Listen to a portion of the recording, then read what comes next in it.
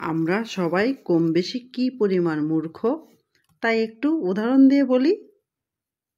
আমি আজকে এখানে রান্না করব লাউ দিয়ে কই মাছ। অন্য দিনের মতো রান্না চলবে আর সেই সঙ্গে আপনাদের সঙ্গে একটু গল্প হবে। আমরা সবাই কম বেশি কি পরিমাণ মূর্খ তাই একটু উদাহরণ দিয়ে বলি। যেমন ধরুন, প্রার্থনা করার সময় আমরা ভাবি ভগবান সব শুনছেন, কিন্তু নিন্দা করার সময় আমরা এটা ভুলে যাই। আবার পুণ্য করার সময় ভাবি ভগবান সব দেখছেন, কিন্তু পাপ করার সময় আমরা এটাও ভুলে যাই। আবার ধরুন, দান করার সময় আমরা ভাবি ভগবান সব কিছুর মধ্যেই আছেন, কিন্তু চুরি করার সময় আমরা এটাও ভুলে যাই। আবার প্রেম করার সময় আমরা ভাবি ভগবান এই পৃথিবীতে স্বর্গের মতো করে বানিয়ে রেখেছেন, কিন্তু ঝগড়াঝাটি বা মারামারি করার সময় আমরা এটাও ভুলে যাই।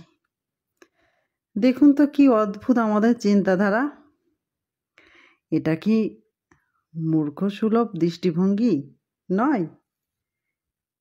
এবার আপনিই বলুন, আপনি কি মূর্খ না পণ্ডিত?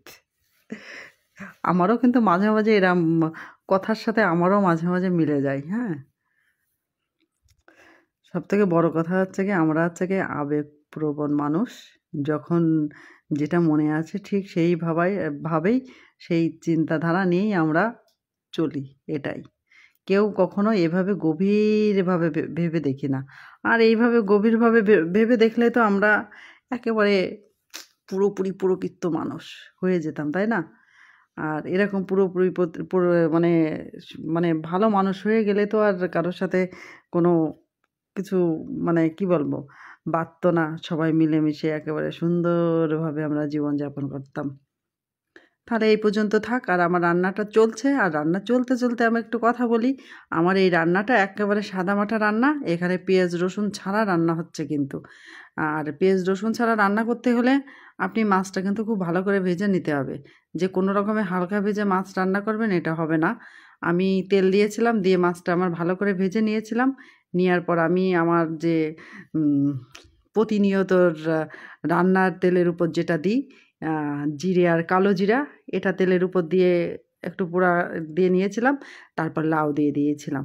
লাউটা আমি কিন্তু অন্য সবজি হলে আমি ভালোভাবে ভাজতাম, আর লাউটা আমি কখনো ভালোভাবে ভাজি না। একটু তেলের উপর দিয়ে এপিঠ ওপিঠ নাড়াচাড়া করে আমি জল দিয়ে দিই। কিসের জন্য? আমি দুইভাবে রান্না করে দেখেছি। লাউটা যখন আমি বেশি ভেজে রান্না করতে গিয়েছি, তখন আমার সেই মানে লাউর স্বাদটাও আসেনি, আমার মাছের ঝোল খেতেও ভালো লাগেনি। আর যখন আমি এই টেকনিকে রান্না ধরলাম, যে লাউটা তেলের উপর দিয়ে কোনো রকমে নাড়াচাড়া করে জল দিয়ে এইভাবে যখন উতল আসবে তখন মাছ দিয়ে দিতে হবে। এইটা একেবারে মানে প্রকৃত লাউরও স্বাদ পাওয়া যায়। আর এই যে আমি যে মাছটা রান্না করছি কই মাছ, আপনি মাছের স্বাদটাও পাবেন। আর পেঁয়াজ রসুন দিলে তো সে স্বাদটা পাবেন না, পেঁয়াজ রসুনের গন্ধই পাবেন।